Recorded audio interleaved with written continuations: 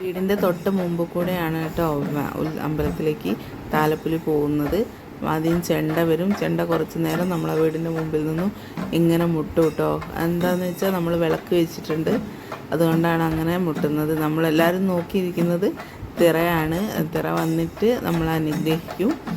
അങ്ങനെ അനുഗ്രഹം തന്നിട്ട് ആണ് പോകുന്നത്.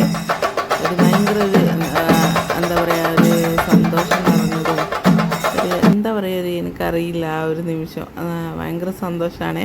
നമ്മളൊരു വർഷമായിട്ട് കാത്തിരിക്കുന്ന നിമിഷമല്ലേ. അപ്പോൾ അത് ഈ കൊല്ലം നാട്ടിൽ ഉത്സവം കൂടാനെത്തിയത് തന്നെ ഭയങ്കര സന്തോഷം. കഴിഞ്ഞ കൊല്ലം ഞാൻ നാട്ടിലുണ്ടായിരുന്നില്ല.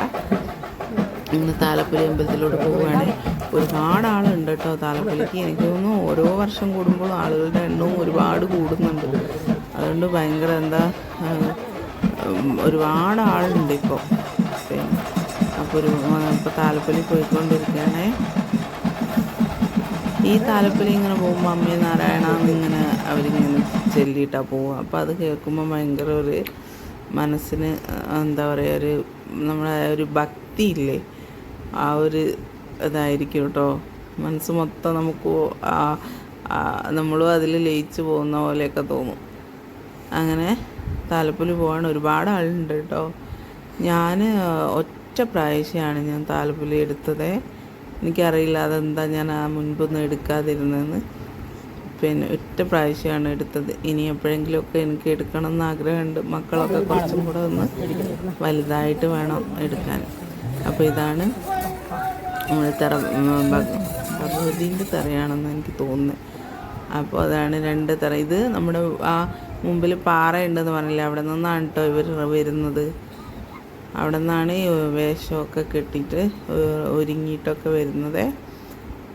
അപ്പോൾ നമ്മൾ അനുഗ്രഹിക്കും. ഏറ്റവും വലിയ സന്തോഷമുള്ളൊരു നിമിഷമാണ് ഇത്, നമ്മളെ വന്ന് അനുഗ്രഹിക്കുക എന്നൊക്കെ പറയുമ്പോൾ. അപ്പോൾ അത് കഴിഞ്ഞ് അവർ പോയി. ഞങ്ങൾ അതിൻ്റെ കൂടെ പോയില്ല. അതിൻ്റെ കൂടെ പോവുകയാണെങ്കിൽ ഒരുപാട് സമയം എടുക്കും അമ്പലത്തിലേക്ക്. അതുകൊണ്ട് അവർ പോയതിന് ശേഷം ഞങ്ങൾ ഭക്ഷണമൊക്കെ കഴിച്ചിട്ടാണ് അമ്പലത്തിലേക്ക് വന്നത്. അമ്പലത്തിൽ നിന്ന് ഭക്ഷണം കഴിക്കാൻ ഒരുപാട് ജനമുള്ളതുകൊണ്ട് നമ്മൾ ഒരുപാട് സമയം ക്യൂ നിൽക്കുകയൊക്കെ വേണം. അപ്പോൾ മക്കളൊക്കെ ഉള്ളതുകൊണ്ട് അതൊന്നും നടക്കില്ലല്ലോ. അതുകൊണ്ട് ഞങ്ങൾ വന്നപ്പോൾ ഇതാണ് നമ്മളെ വീടിൻ്റെ അടുത്തുനിന്ന് വന്ന തിറയാണ്. അതാണ് നടന്നുകൊണ്ടിരിക്കുന്നത്. അപ്പോൾ ആ തിറ കണ്ട് കുറേ നേരം ഇരുന്നു. എനിക്ക് ഭയങ്കര ഇഷ്ടമാണ് കേട്ടോ തിറയൊക്കെ. ഞാനതിലൊക്കെ ഭയങ്കര എന്താ പറയുക, അതൊക്കെ നന്നായിട്ട് എൻജോയ് ചെയ്യുന്ന ആളാണ്. പക്ഷേ മക്കളുള്ളതുകൊണ്ട് എനിക്ക് അതിനൊന്നും പറ്റിയില്ല എന്നുള്ളതാണ് സത്യം. അവരെ നോക്കണ്ടേ. അപ്പോൾ ഞങ്ങളെല്ലാവരും കുറച്ച് നേരം ഇരുന്ന് ഒരു തിറ കഴിഞ്ഞ് വീട്ടിലേക്ക് പോകാമെന്ന് വിചാരിച്ചതാണ്.